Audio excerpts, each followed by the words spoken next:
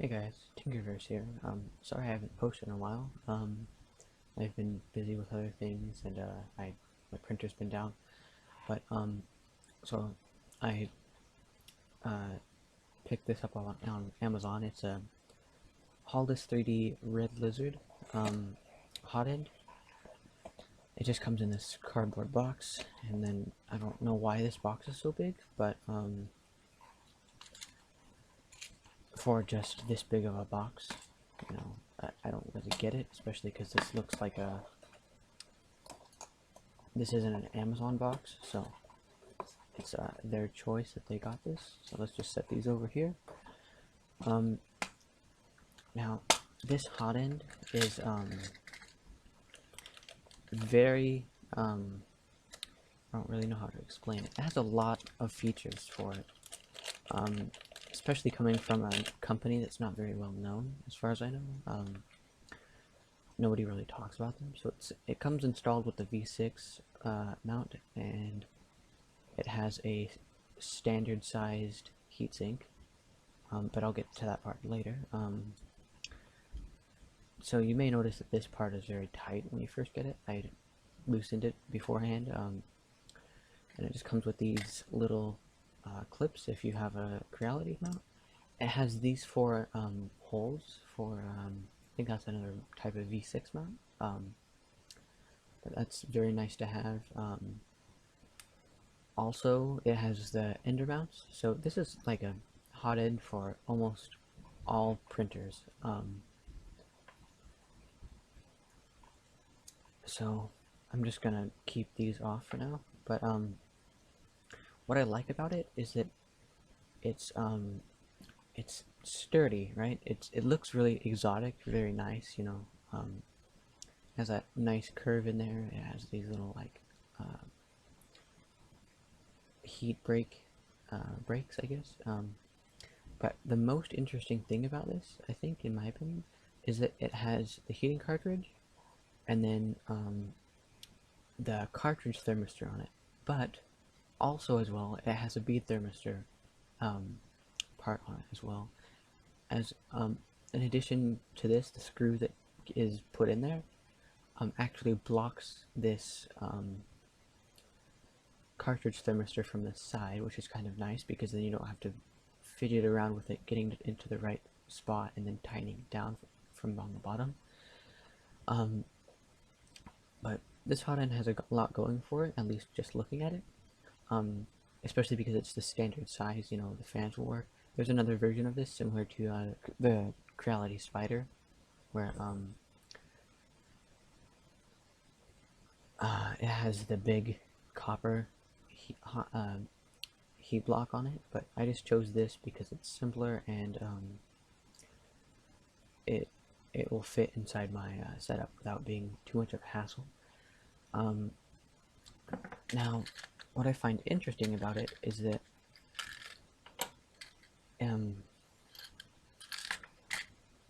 the setup that attaches the heatsink to the heat block. So there's these little, like, just, I don't know what you would call them. They're not really grub screws. They're not really, I guess you could call them set screws. But so they just hold this part in there, which I don't know if you can see that. There's like a little groove in there that this part seats into. So there's absolutely no gaps in the feeding mechanism, other than maybe the Bowden tube adapter. If there's a gap in the Bowden tube, then there's going to be maybe some problems.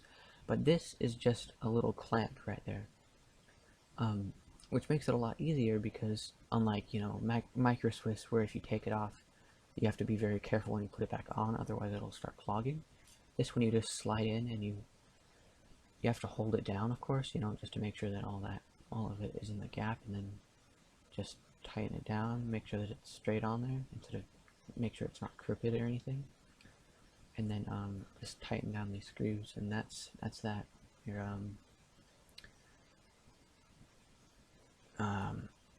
that's how you can take off this part, which I think is a lot simpler. You can take it off without heating it up, I would imagine, which is quite nice. micro Swiss does that. You have to heat it up and then take it off with like pliers. Scratches the shit out of this. But it's really interesting to see cartridge bead thermistors in the same Hotend, which is really why I was attracted to this Hotend, is because no Hotends for with ender mounts have a cartridge thermistor. I found V6, I found CR6, but that's not, general ender. So I'll get this mounted on the printer and we'll test it out and see how it does. I have high hopes for it right now, but we'll see. Alright, so I got the lizard installed. I got it all leveled out. It's heated up right now. The CR Touch that I have just barely sits above the Hotend when it's retracted. So my Z offset is at 3.5 right now, which isn't the best, but it'll do. I did have to shave off a lot of material up from the top opening right here because it only takes the V6 end. It doesn't have any adapter or anything. The spider end did not fit it. It's a certain diameter. It's alright though, because you can just shave this off with an X-Acto knife or a utility blade. It doesn't fit very well inside the Hotend until inside the Hotend fans. Actually, I'm gonna print out a fan housing instead of a benchy, just so that I can get rid of this thing, because this thing kind of sucks for the, I don't know, it's not a very good Hotend fan. Anyways, so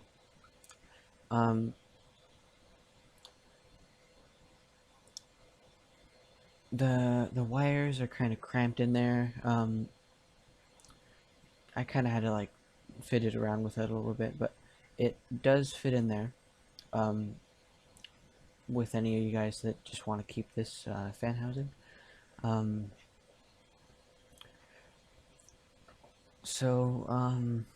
Let me get the print sliced up. I'll probably go with print out a Hero 6 housing, but I don't know. We'll see when we get there. So, okay, so I've gotten all of these parts printed, which actually took a lot longer because of my filament spool. It knotted a lot of the time. So, this Hotend has probably had about, I don't know, 25 hours on it, about. And it prints pretty well. I've got to say, the layer lines, even just on 0.2, they're almost invisible. If you're just looking at it, yeah, of course it has layer lines, but it's not too bad. And any of the big lines, like this one right here, is because of filament issues. Although it isn't great at bridging right here, because there was a support right here, it kind of pushed this filament. There's a little bit of a spot right there. Printing on rafts, it doesn't do amazing, but again, I have a 0.3 millimeter spacing on the rafts, so that's probably why it looks like this.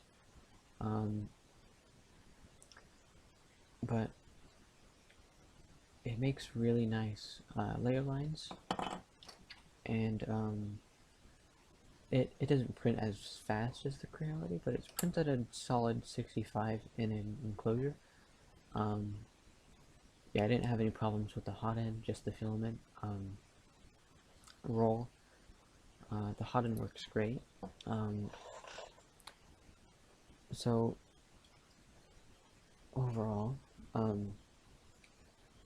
even though this is not a benchy and you can't determine as many factors, there's still parts. I ended up going with the Ender 7 style instead of Hero 6, because Hero 6 is just so cryptic. I just went with this one because this one is for the V2 and it's pretty nice. But overall, the Hotend is pretty nice.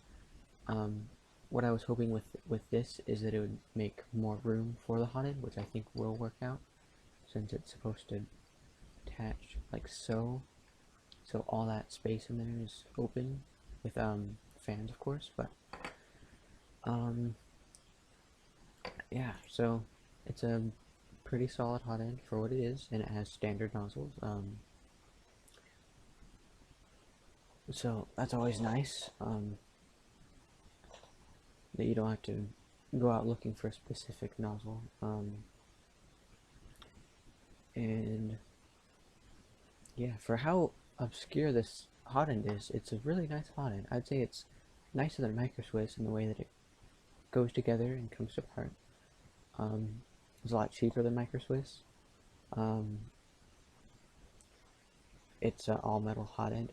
It looks really exotic too. Like it looks fancy. So that's another aspect of it. One thing that I don't really like about it is it doesn't fit in the stock Hotend. I had to shave away, like I said, I had to shave away some of the part right here on the injection molded stock part. But that's alright for the time being. I could still print this, right? So if you have your stock thing, you have a broken Hotend, you can still print out a fan housing for it. One thing that I did notice is that the fans that go in here are very, very tight.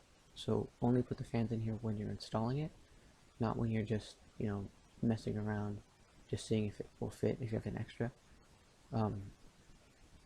Yeah, so only put the fans in here when you're installing it, because it's a pain to get out. So yeah, I think that pretty much wraps up this Hotend review. So yeah, again, sorry for it being such a long time that I've not posted. I've been busy with other things, and until next time, see ya.